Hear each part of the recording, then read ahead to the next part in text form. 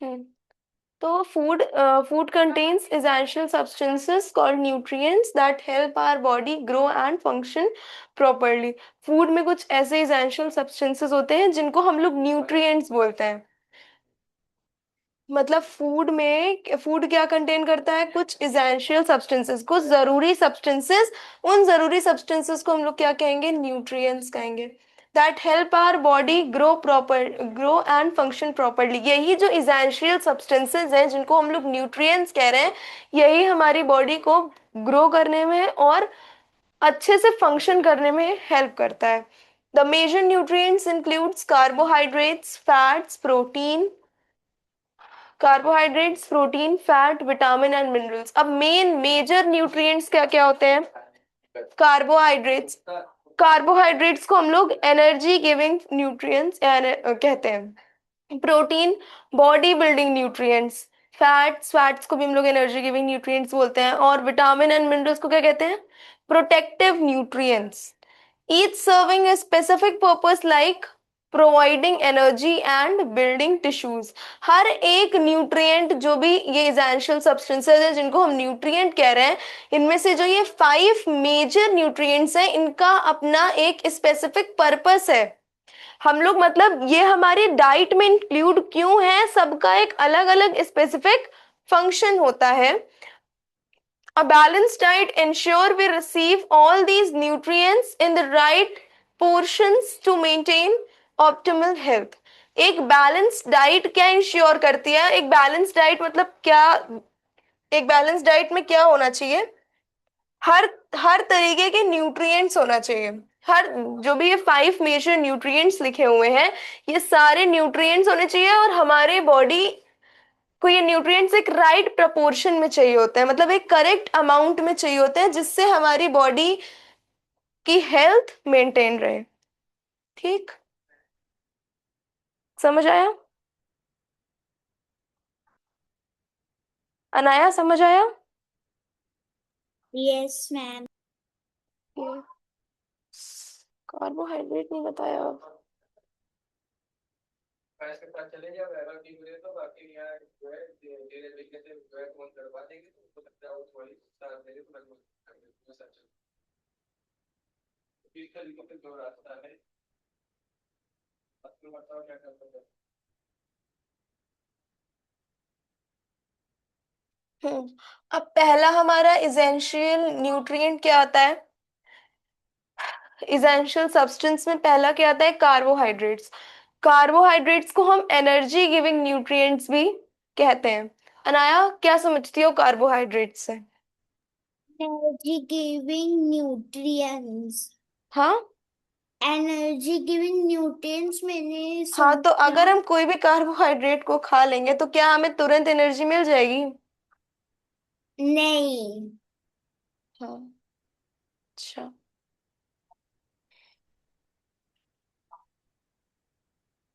एक second.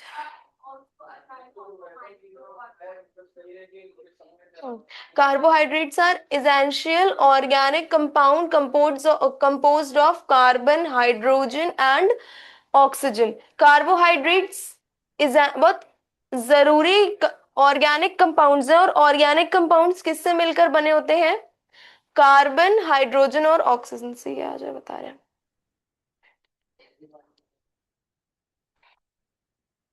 Disaccharide नहीं, सब क्यों लिया हुआ है? डाइसैकेराइड्स तो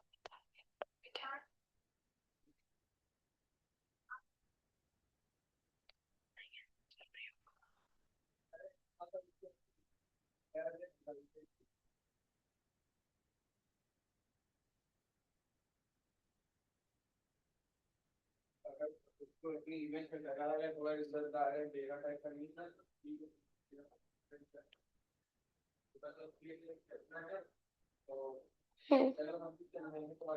देखो अब क्या होते हैं carbohydrates. Carbohydrates are essential organic compounds. ये ऑर्गेनिक कंपाउंड्स होते हैं। ऑर्गेन और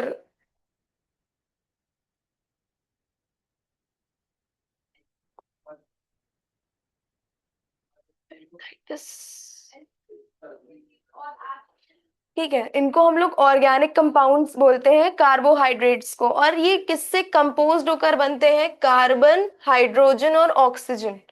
ये जो कार्बोहाइड्रेट्स, जो न्यूट्रिएंट्स हैं हमारे, उनको हम लोग एक एसेंशियल ऑर्गेनिक कंपाउंड बोल रहे हैं। और ये किससे कंपोज्ड होते हैं? मतलब कार्बोहाइड्रेट्स किससे बनते हैं? कार्बन से बनते हैं, हाइड्रोजन से बनते हैं और ऑक्सीजन से बनते हैं। Serving as the primary energy source for living organisms. ये प्राइमरी मतलब सबसे सिंपलेस्ट सोर्स है लिविंग ऑर्गेनिजम्स के लिए एनर्जी का। एनर्जी का सबसे सिंपलेस्ट और प्राइमरी सोर्स कौन है? कार्बोहाइड्रेट्स। कार्बोहाइड्रेट्स क्या होते हैं? ऑर्गेनिक कंपाउंड्स होते हैं जो कि कार्बन, हाइड्रोजन और ऑक्सीजन से मिलकर बने होते हैं। They are classified based on their structural complexity into monosaccharides, disaccharides and polysaccharides. ये मतलब इनका क्लासिफिकेशन कैसे किया जाता है? मोनोसेकेराइड्स में, डाइसेकेराइड्स में और पॉलीसेकेराइड्स में। These are molecules play a crucial role in maintaining cellular function and providing structural support to plants. ये कहाँ आ गया 11th का टॉपिक?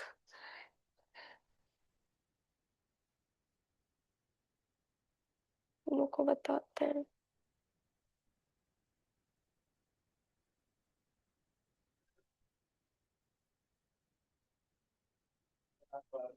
अब देखो, अलग अलग न्यूट्रिएंट से हाँ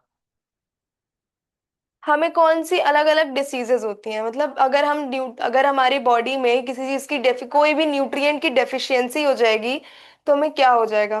डेफिशिएंसी डिसीजेस। वही के तो आएगी और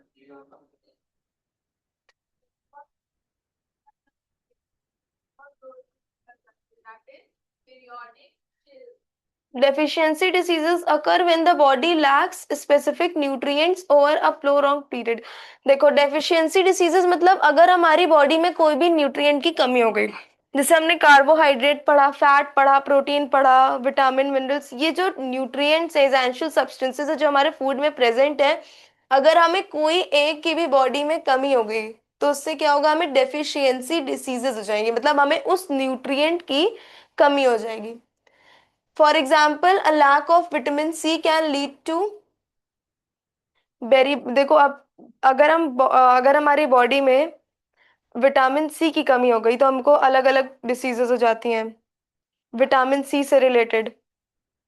While insufficient iron intake causes anaemia. अगर हमारे बॉडी में आयरन की कमी हो गई तो हमको एनीमिया हो जाएगा, खून की कमी हो जाएगी। एनीमिया में क्या होता है? खून की कमी हो जाती है। Affecting blood health. देखो, अगर आयरन की कमी हो गई तो क्या होगा? उससे एनीमिया हो जाएगा। एनीमिया किसको इफेक्ट करता है? ब्लड हेल्थ को इफेक्ट करता है। Understanding these links is crucial for preventing health issue through proper dietary choices. अब ये सारे इश्यूज को अगर हमको कम करना है तो उससे क्या होगा? हमें एक प्रॉपर डाइट लेनी होगी। ठीक, अनाया समझ आ रहा है? अनाया, यस। कोई डाउट? Anaya, any doubt? आप बताओगी फिर से क्या चीज? वो चीज जो आप पढ़ा रही थी? ये फिर से बता दें कि कार्बोहाइड्रेट्स फिर से बता दें? फिर से बता दो। क्या चीज? कार्बोहाइड्रेट या फिर ये डिसीजेस? डिजीजेस। डिसीजेस। देखो, अगर जो भी हमारे न्यूट्रिएंट्स होते हैं जैसे कि कार्बोहाइड्रेट है, प्रोटीन है, फैट है, विटामिन है, मिनरल्स हैं, ये जो न्यूट्रिएंट्स हैं अगर हमारी बॉडी में इनकी कमी हो गई, डेफिशिएंसी हो गई न्यूट्रिएंट्स की, तो हमें कोई ना कोई डिसीजेस हो जाती हैं। ठीक है, विटामिन सी। देखो, विटामिन के भी पार्ट्स होते हैं, विटामिन के भी टाइप्स होते हैं, vitamin D, vitamin C, vitamin E, अलग अलग तरीके का विटामिन होता है। तो अगर विटामिन की कमी हो गई तो कोई डिसीज हो जाएगी। आयरन की कमी हो गई तो उससे एनीमिया हो जाता है जो कि ब्लड हेल्थ कॉज कर देता है, मतलब खून की कमी हो जाती है हमारे में, ब्लड रिलेटेड प्रॉब्लम्स होने लगती हैं, हेमोग्लोबिन हमारा कम हो जाता है। ठीक है, तो इन्हीं सारी चीजों को अगर हम समझें और हमें अगर प्रिवेंट करना है कि हमें ऐसी डिसीजेस ना हो, हेल्थ रिलेटेड इश्यूज ना हो, तो हमको प्रॉपर डाइट लेनी होगी। हेलो समझ में आया? हाँ भैया उससे बात कर लिया सलाम। Yes ma'am. तुमको न्यूट्रिएंट्स फिर से पढ़ने हैं क्या? कार्बोहाइड्रेट्स, प्रोटीन, फैट्स, ये सब। हाँ। अच्छा रुको।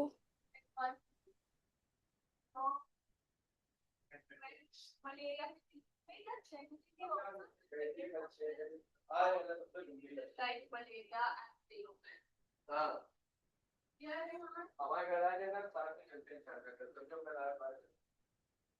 कहाँ गया? इसमें दिया क्यों है?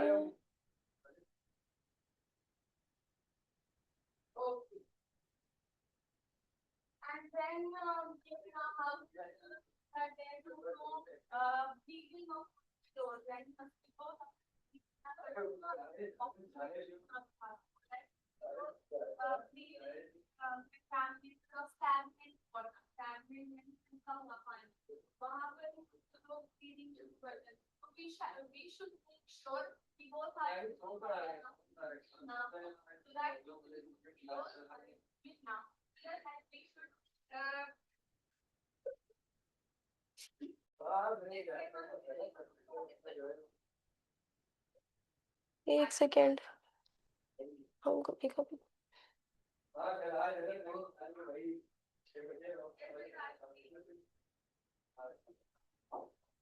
हाँ और भी कुछ है। तो अगर उसके पास होगा पैसा तो निकल जाएगा।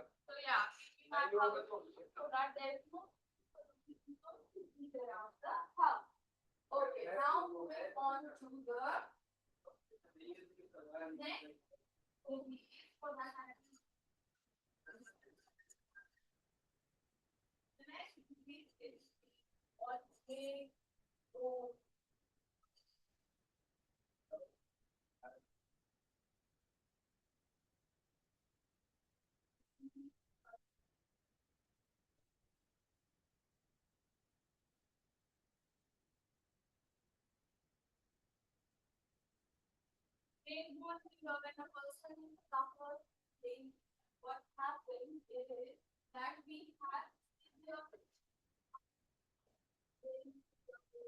किस क्लास को सेट किए हैं आप? कौन सी क्लास है ये? क्लास नहीं है बेटा कोई, ये तो डायरेक्ट बोला है। कार्बोहाइड्रेट सर्च किए थे, 11th का आ गया था, मोनोसेकेराइड, डाइसेकेराइड 12th का।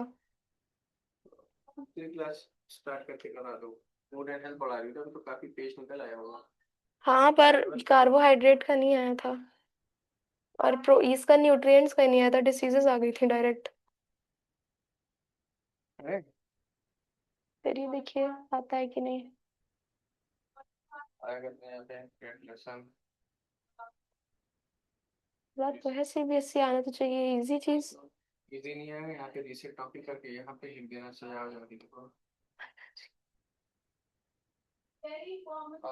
हाँ ठीक है। ठीक है। हम्म।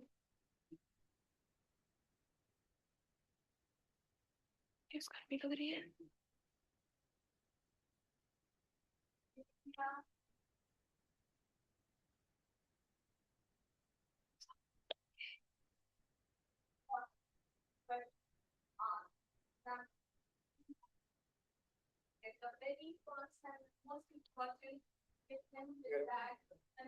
उधर तो आती हुई है हवा।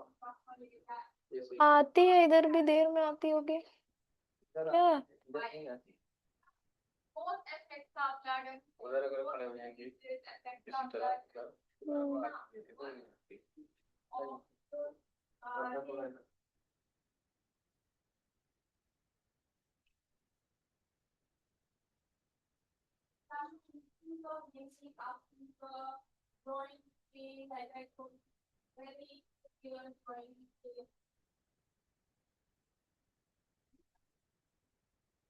ठीक है, अभी नॉर्मल है कम से कम इससे ये थोड़ी राहत रहेगी चलने से। बहुत कष्ट है नाटा सा लग रहा है।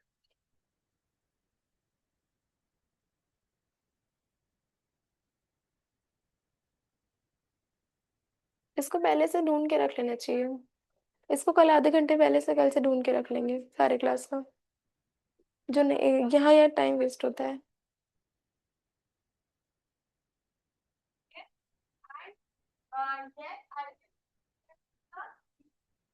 फिर आप उत्तर आ गए तो अपने से भी कुछ करा फिर आप हो गया।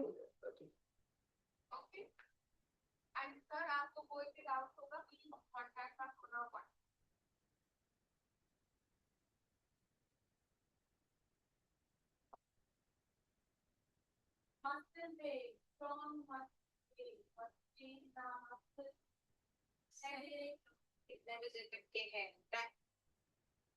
all these other things of staying and martial arts. देखो हम लोगों ने 5 मेजर टाइप्स के न्यूट्रिएंट्स पढ़े थे। पहला हम लोगों ने देखा था कार्बोहाइड्रेट्स। कार्बोहाइड्रेट सबसे प्राइमरी, सबसे सिंपलेस्ट, सबसे ज्यादा सिंपल कॉमन सोर्स है एनर्जी का, ह्यूमन बॉडी के लिए या लिविंग ऑर्गेनिज्म, लिविंग बीइंग्स के लिए। Break down into sugars like glucose, ये इसमें क्या होता है, ये ब्रेक डाउन करता है सिंपल शुगर को ग्लूकोज में। They are classified into simple and complex carbohydrates based on their chemical structure. अब देखो कार्बोहाइड्रेट का भी स्ट्रक्चर होता है, ठीक है। कार्बोहाइड्रेट्स, अभी सिर्फ इतना समझो कि carbohydrates are energy giving nutrients और these are the primary source for human body. Carbohydrates are the primary source of energy for the human body that break down simple sugar into glucose. Break down into simple sugars like glucose. देखो क्या हो रहा है कि ये पहली चीज तो कार्बोहाइड्रेट प्राइमरी सोर्स है एनर्जी का, और ये क्या करता है, सिंपल शुगर को ब्रेक डाउन करता है किसमें, किन किन चीजों में, जैसे ग्लूकोज, सुक्रोज, इन सारी चीजों में, ठीक है। इनके एग्जाम्पल्स क्या क्या है, ये क्यों जरूरी है, essential for brain function and physical activities. अब अगर हमें कोई भी फिजिकल एक्टिविटी करनी होगी या अगर हमारे ब्रेन को फंक्शन करना होगा तो उसके लिए हमें एनर्जी चाहिए, हमें कोई भी काम करने के लिए एनर्जी चाहिए। तो एनर्जी के लिए कार्बोहाइड्रेट्स बहुत जरूरी होते हैं, क्योंकि यही हमें एनर्जी दे रहा है, यही एक ऐसा न्यूट्रिएंट है कार्बोहाइड्रेट एंड फैट जो हमें एनर्जी दे रहा है। तो for every task we need energy. Okay, they are found in foods like rice, bread and fruits. ये कौन से, ये किस किन चीजों में पाए जाते हैं, राइस में, ब्रेड में और फ्रूट्स में, ठीक है। अनाया, कार्बोहाइड्रेट समझ में आए, Yes, ma'am. कोई डाउट? No, ma'am. दिव्यांग तुमको समझ में आया?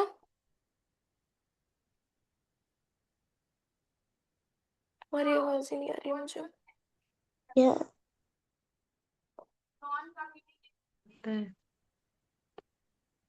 ठीक है, अब तुम लोग आज ये वाला एमसीक्यू करना, समझा देंगे।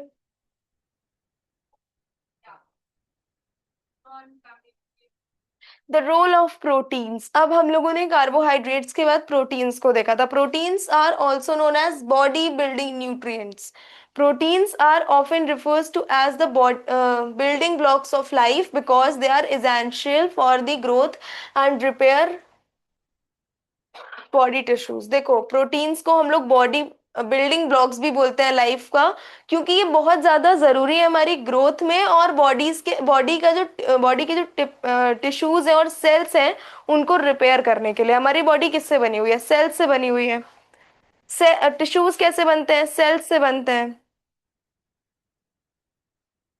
हमारी बॉडी सेल से बनी हुई है और सेल्स के बाद टिश्यू बनते हैं, मतलब group of cells are known as tissues, ठीक है। तो ये प्रोटीन्स क्या कर रहे हैं, हमारी ग्रोथ के लिए बहुत जरूरी है, और हमारी मान लो हमें कहीं चोट लग गई तो उसको रिपेयर कौन करेगा, कौन सा न्यूट्रिएंट उसको रिपेयर करेगा। सेल्स, चोट लग रही है, क्या हो रहा है, सेल्स डैमेज हो रही है, टिश्यूज डैमेज हो रहे हैं, तो उसको कौन रिपेयर कर रहा है, उसको प्रोटीन्स रिपेयर कर रहे हैं। So proteins repair body tissues, ठीक है। They are composed of long chains of amino acids. ये किससे बने होते हैं, अमीनो एसिड से बने होते हैं, ये हायर क्लासेस में आएगा। some of which the body cannot synthesize of its own। अब कुछ ऐसे भी प्रोटीन्स हैं जो बॉडी खुद से सिंथेसाइज नहीं कर पाती है।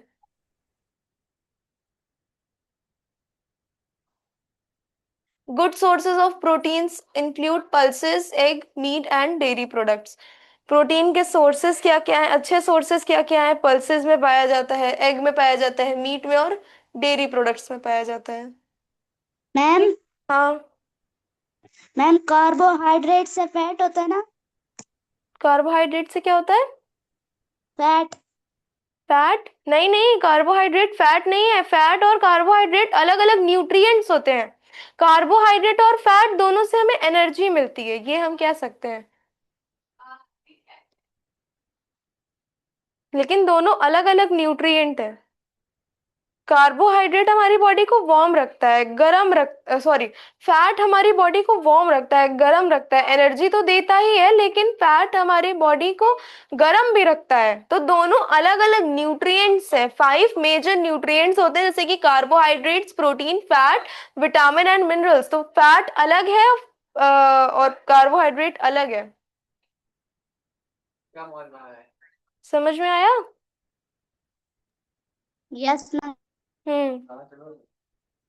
अब ये क्वेश्चंस है, आज तुम लोग क्वेश्चंस भी करो, देखो तो चले जाते हैं ना, देख लेते हैं समझ आ रहा है। कौन कौन है। रुको, उसको बड़ा कर रहे हैं। अनाया, क्वेश्चन विजिबल है? क्या कर रहे हो? Anaya, yes ma'am. Question visible है? यस। कौन सा इतना टफ टफ क्वेश्चन दे दिया? ये वाला मत करो, फर्स्ट वाला नहीं, सेकंड वाला बताओ क्या होगा। तो देख लेते हैं। दूध भी थोड़ा बहुत है। हाँ, which of the following is a primary function of protein in the body? Protein का क्या फंक्शन होता है हमारी बॉडी में? देखो ऊपर लिखा हुआ है, हमने क्या बताया प्रोटीन क्या क्या करता है। देखो पहला ऑप्शन क्या है, प्रोवाइड इंस्टेंट एनर्जी। तो हमें इंस्टेंट एनर्जी अगर मिल भी रही है, वैसे तो हमें कार्बोहाइड्रेट से इंस्टेंट एनर्जी नहीं मिलती है। ऐसा एक ही कार्बोहाइड्रेट का एग्जाम्पल है जिससे हमें तुरंत एनर्जी मिल सकती है, वो है बनाना। अगर हम बनाना खाएंगे तो हमें तुरंत कुछ ना कुछ एनर्जी मिल जाएगी, अदरवाइज कोई भी ऐसा कार्बोहाइड्रेट नहीं है जिससे हमें तुरंत इंस्टेंट एनर्जी मिलती हो। तो पहला वाला तो नहीं होगा। दूसरा वाला, स्टोरिंग फैट, फैट स्टोर करते हैं क्या प्रोटीन्स? प्रोटीन्स हाँ, क्या करते हैं, क्या क्या फंक्शन दिया हुआ है? Providing instant energy. क्या प्रोटीन्स हमको एनर्जी प्रोवाइड कर रहे हैं? Storing fat. स्टोरिंग फैट्स नहीं, इसमें फैट्स की बात ही नहीं हो रही है ना। तुम लोग क्वेश्चन क्यों नहीं समझते हो? जब तुम लोगों ने ऊपर समझ लिया है कि प्रोटीन्स होते क्या हैं, क्या होते हैं प्रोटीन्स? प्रोटीन्स को हम लोग लाइफ का बिल्डिंग ब्लॉक बोलते हैं। क्यों? क्योंकि ये जरूरी है हमारी ग्रोथ के लिए, और हमारे बॉडी के टिश्यूज को रिपेयर कर रहे हैं। टिश्यूज टिश्यूज कैसे बनेंगे? सेल्स से। Growth and repair of tissues. क्या आंसर बता रही हो? Growth and repair of tissues. Very good, समझ गई प्रोटीन क्या होता है। यस। ओके, कार्बोहाइड्रेट समझ में आया? यस। दिव्यांग, तुमको समझ में आ रहा है? दिव्यांग, समझ में आ रहा है? बोलो। जिया, समझ आ रहा है? चलो, फैट्स एंड एनर्जी स्टोरेज, देखो ये क्या होता है। अरे मैं मैक्रो और माइक्रो ही क्यों दिया हुआ है?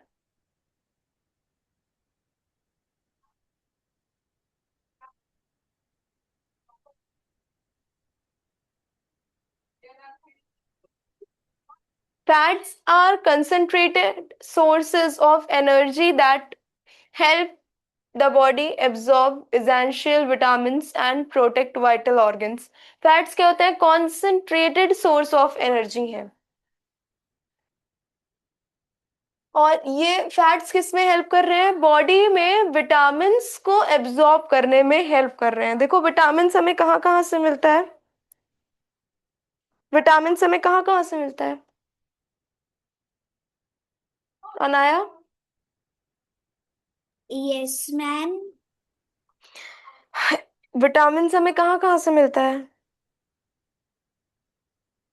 विटामिन्स। हमने बताया है ना। यस, बताओ कहाँ कहाँ से मिलते हैं। बता रही हूँ।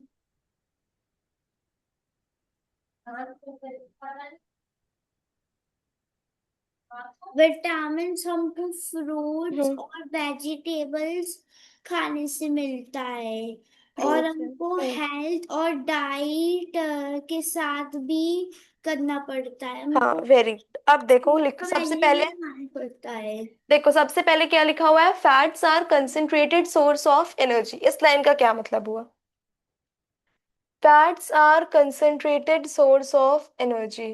देखते हैं इस लाइन का क्या मतलब है। देखो फैट्स एनर्जी का कंसंट्रेटेड सोर्स होता है क्योंकि थोड़ी सी मात्रा में भी बहुत ज्यादा एनर्जी देते हैं। देखो अगर हम फैट्स को बहुत थोड़ा सा भी कंज्यूम करेंगे, बहुत थोड़ा सा भी फैट अगर हम लेते हैं, तो भी वो हमें बहुत ज्यादा एनर्जी देता है। फैट्स का क्या क्या एग्जाम्पल है, घी, बटर, इन सारी चीजों में फैट्स बहुत ज्यादा पाया जाता है। तो फैट्स को हम लोग, और एग्स, एग्स, मिल्क और एग्स।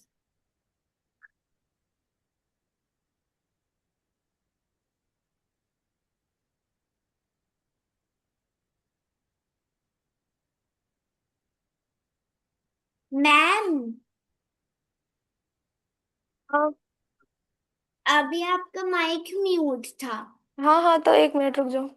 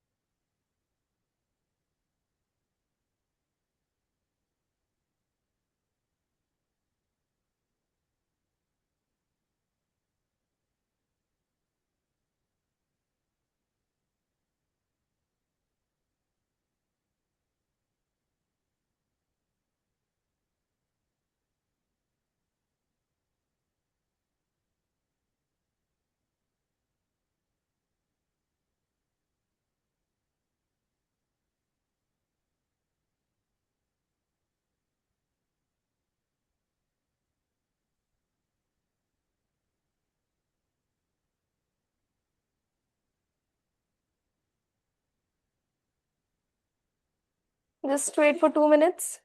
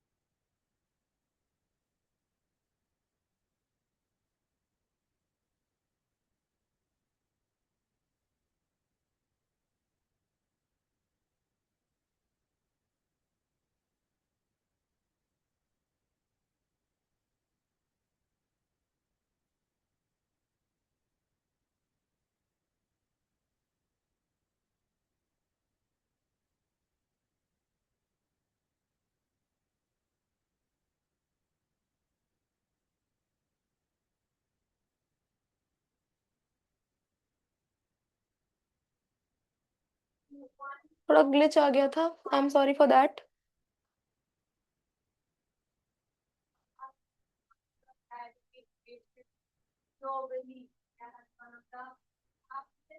बस ये हो जाए फिर बताते हैं।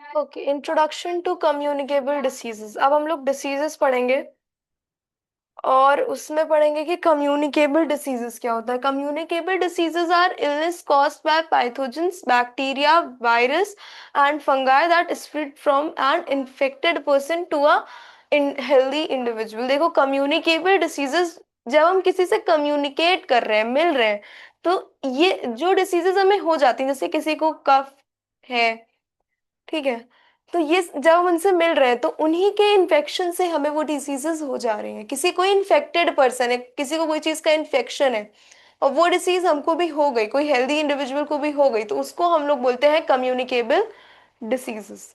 These diseases can be transmitted through direct of contaminated objects. ये जो diseases हैं, ये हमें contaminated object के direct contact से भी हो सकती हैं या फिर biological vectors से भी हो सकती हैं। Communicable diseases are illness caused by pathogens। अब देखो, communicable diseases हम लोगों को किस हो कैसे रही है, पैथोजेंस माइक्रो ऑर्गेनिजम्स से हो रही हैं। माइक्रो ऑर्गेनिजम्स वो ऑर्गेनिजम्स होते हैं जिनको हम अपनी नेकेड आइज से नहीं देख सकते हैं। तो कम्युनिकेबल डिसीजेस हमको कोई भी माइक्रो ऑर्गेनिज्म से हो जाती है, जैसे कि बैक्टीरिया है, वायरस है, फंगाई है, ये सारे होते हैं माइक्रो ऑर्गेनिजम्स जिनको हम अपनी नेकेड आइज से नहीं देख सकते हैं। Okay, that spread from infected person to a healthy person. अगर कोई भी इन्फेक्टेड पर्सन है, कोई भी ऐसा इंसान है जिसको कम्युनिकेबल डिसीजेज है, वो डिसीजेज है जो कम्युनिकेट होने पर हो जाती हैं, जो मिलने पे हो जाती हैं, तो उसको हो जाएंगी, तो उस फिर जो इन्फेक्टेड पर्सन है उससे हेल्दी पर्सन को ये डिसीजेस हो सकती हैं। These diseases can be transmitted through direct contact से ये डिसीजेस होती हैं। मतलब अगर हमें कोई डिसीज है और हम किसी से मिल रहे हैं, अगर मैं मान लीजिए मैं एक इन्फेक्टेड पर्सन हूँ, मैं कोई हेल्दी पर्सन से मिली, तो हम अगर उससे मिलेंगे तो अगर हम उससे कम्युनिकेट करेंगे तो उस हेल्दी पर्सन को भी वो डिसीजेस हो सकती हैं। अब कंटामिनेटेड ऑब्जेक्ट से भी ये हो सकती हैं, डायरेक्ट कांटेक्ट से भी हो सकती हैं। कंटामिनेटेड, मान लीजिए हमने कोई चीज छुई, उसमें भी वो वायरस आ गया, उससे भी हो सकती है। बायोलॉजिकल वेक्टर्स से भी हो सकती है, जस्ट लाइक मॉस्किटोज हैं, इन सारी चीजों से भी हो सकती है।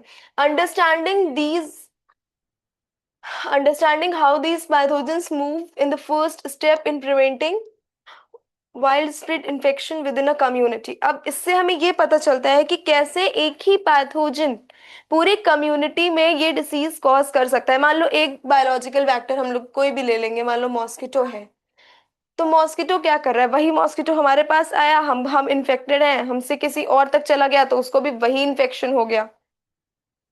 ठीक है, तो कम्युनिकेबल डिसीज होती है, क्या होती है कि कोई इन्फेक्टेड पर्सन है अगर, तो उससे एक हेल्दी इंडिविजुअल को भी ये डिसीज हो जाती है। समझ आया? कम्युनिकेबल डिसीजेस क्या होती हैं?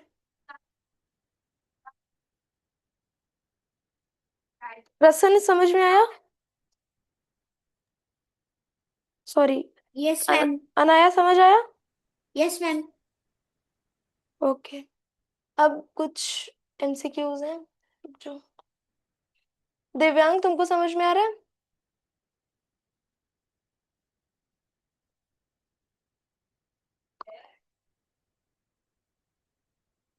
Okay, will you able to see the question? Question दिख रहा है तुम लोगों को? Yes ma'am. फर्स्ट क्या लिखा हुआ है?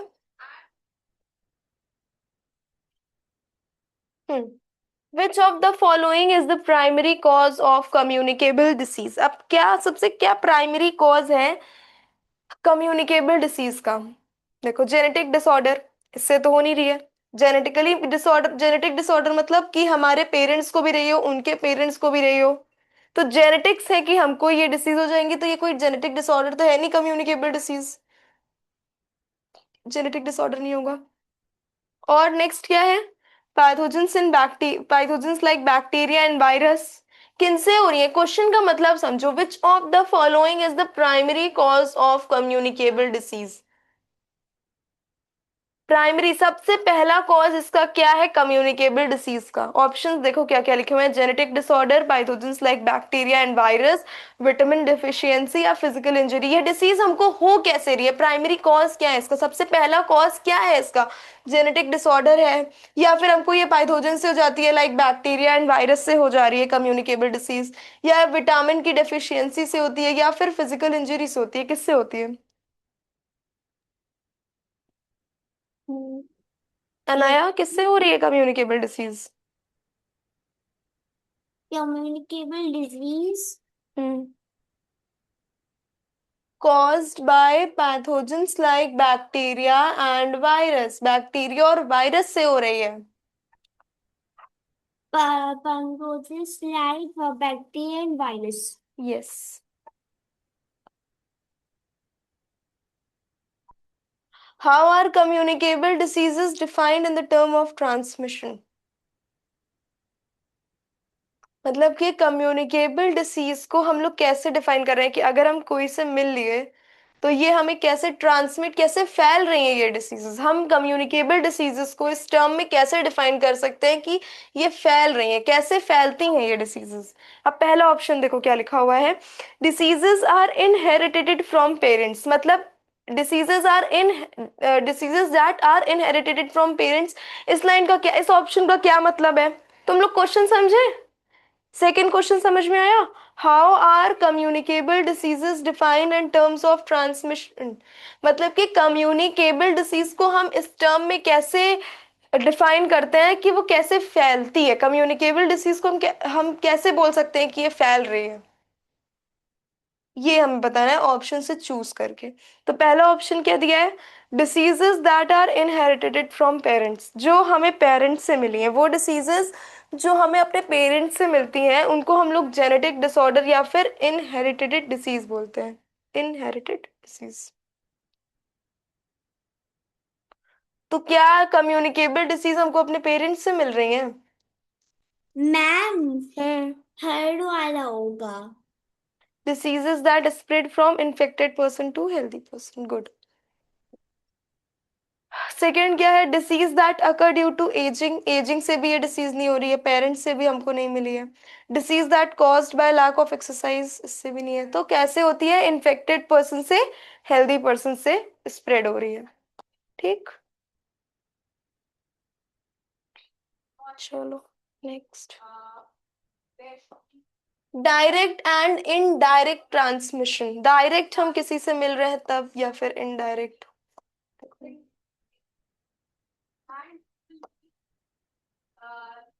जर्म्स एक दूसरे में कैसे ट्रांसफर होते हैं, ट्रांसमिट होते हैं, ड्रॉपलेट्स, जब हम स्नीज कर रहे हैं तो ड्रॉपलेट बाहर ड्रॉपलेट्स आती हैं उससे। एयरबोर्न डिसीजेस, एयर से जो एयर में जो बैक्टर्स आ जाते हैं उनसे। और डायरेक्ट कांटेक्ट हो गया, हमने किसी का हाथ पकड़ लिया या कोई भी डायरेक्ट कांटेक्ट, उससे भी हमें डिसीजेस हो जाती हैं। इनडायरेक्ट कांटेक्ट, अब यही फोन हमने पकड़ा हुआ है, यही फोन और किसी और ने पकड़ लिया तो उससे भी, यही फोन इन्फेक्टेड पर्सन ने पकड़ा हुआ है, यही फोन एक हेल्दी इंडिविजुअल पकड़ लेगा तो उसको हो जाएगी। उसके बाद वाटर बोर्न डिसीजेस, वाटर से हो जाती हैं। फूड बोर्न डिसीजेस, फूड से हो जाएंगी। वैक्टर बोर्न मतलब मॉस्किटोज हो गए और इंसेक्ट्स हो गए, ये सारे होते हैं वैक्टर्स, बायोलॉजिकल वैक्टर्स, तो इनसे हो जाती है। ओके, उसके बाद क्या है, direct and indirect transmission. Direct transmission of diseases happens primarily through direct contacts. देखो, अगर डिसीज स्प्रेड हो रही है तो वो प्राइमरी, सबसे सबसे प्राइमरी सोर्स उसका क्या होता है कि वो डायरेक्ट कांटेक्ट से ही हो। Just like such as touching और किसिंग आर डायरेक्ट कांटेक्ट, ये सब डायरेक्ट कांटेक्ट है, किसी को टच करना। ठीक है, तो these are classified as direct contact. अगर कोई एक इन्फेक्टेड पर्सन किसी हेल्दी पर्सन को टच कर रहा है तो यही एक प्राइमरी सोर्स है डिसीज के ट्रांसमिट होने का। और इनडायरेक्ट सोर्स क्या है, indirect contacts occur when pathogen lingers on inanimate objects known as fomites like door knobs और टॉवल्स। देखो, अगर इनडायरेक्ट कॉन्टैक्ट की बात करें तो ये कैसे फैलते हैं, अगर हमने किसी की टॉवल यूज कर लिया, किसी ने अभी कोई चीज टच किया, किसी इन्फेक्टेड पर्सन ने, और कोई हेल्दी पर्सन भी उसको टच कर ले फिर से, तो उससे हो सकता है कोई डिसीज स्प्रेड हो सकती है। By touching these surfaces or then and then our face we in evidently allow pathogen to enter our system. Indirect contact का बेसिकली यही मतलब है कि इन्फेक्टेड पर्सन ने कोई चीज यूज करी और वही अगर एक हेल्दी पर्सन भी यूज कर लेगा तो उससे उसको इनडायरेक्टली वही डिसीज हो जाएगी जो एक इन्फेक्टेड पर्सन को थी, क्योंकि पहले इन्फेक्टेड पर्सन उस ऑब्जेक्ट के कांटेक्ट में आया, फिर एक हेल्दी पर्सन उसी ऑब्जेक्ट के कांटेक्ट में आ गया, तो हेल्दी पर्सन को भी वही डिसीज हो जाती है। समझ में आया ना? Yes ma'am. Okay,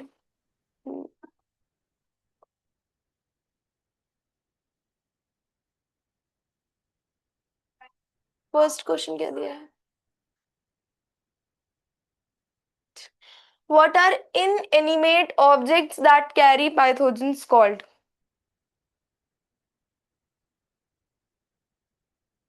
Fomites. Ma'am आप थोड़ा बड़ा कर दो। अच्छा,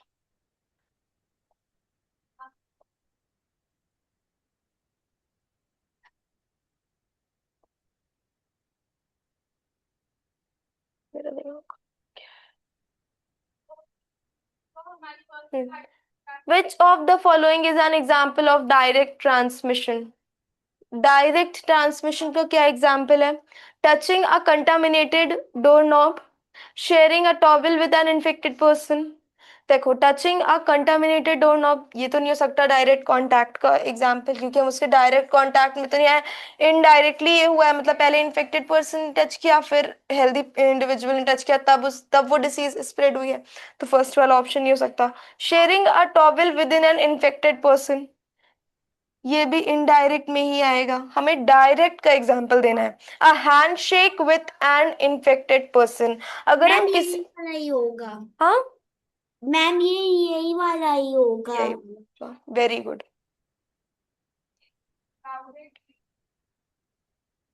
now airborne and droplet spread, अब एयरबोन से और ड्रॉपलेट से भी डिसीजेस होती हैं, देखो कैसे हो रही है।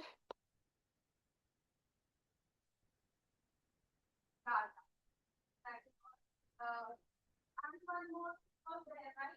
Are you drinking one or six so that others won't get infection?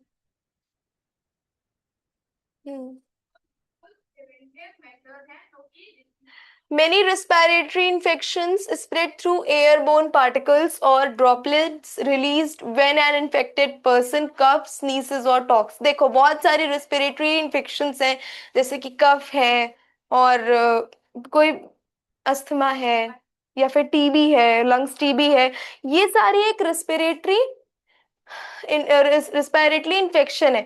ये हमें हो कैसे रहा है? जितने भी हमको रिस्पायरेटरी इन्फेक्शन हो रहे हैं, ये हो कैसे रहे हैं? मतलब सांस लेने में जो हमें दिक्कतें आती हैं, हमारी लंग्स में जो प्रॉब्लम हो जा रही है, वो बेसिकली हो कैसे रही है, उसका सोर्स क्या है, वो स्प्रेड कैसे हो रही है? एयरबोर्न पार्टिकल्स, मतलब एयर में जो पार्टिकल्स है या एयर में जो ड्रॉपलेट्स है, उनसे ये फैल रही है। मतलब अगर किसी भी इन्फेक्टेड पर्सन ने, जिसको रेस्पिरेटरी इन्फेक्शन है, जिसको ऐसी कोई प्रॉब्लम है, ब्रीदिंग रिलेटेड प्रॉब्लम, अगर उसने कफिंग किया या फिर स्नीज किया या फिर किसी से बात किया, तो उसके बात करने से जो ड्रॉपलेट्स रिलीज हो रहे हैं, उससे किसी हेल्दी पर्सन को भी वही ब्रीदिंग रिलेटेड प्रॉब्लम्स या फिर रेस्पिरेटरी इन्फेक्शंस हो सकते हैं। These droplets can be inhaled by nearby individual or land on surfaces.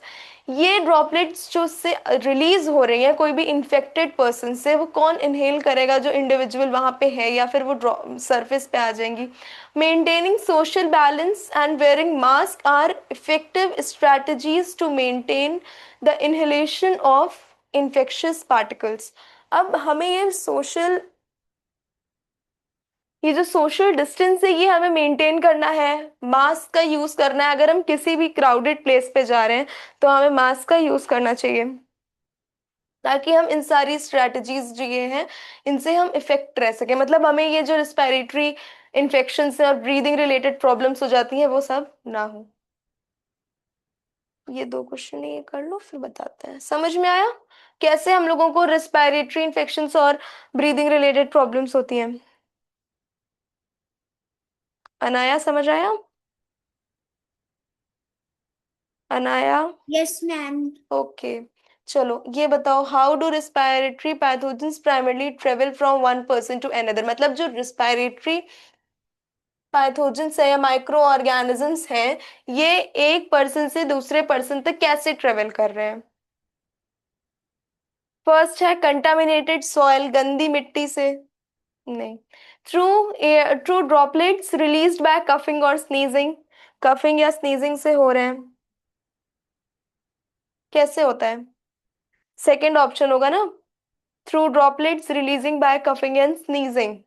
जब कोई भी एक इन्फेक्टेड पर्सन कफिंग या स्नीजिंग करेगा, तो उससे जो ड्रॉपलेट्स रिलीज होंगी, उससे जो रेस्पिरेटरी पैथोजन है, वो ट्रेवल करते हैं।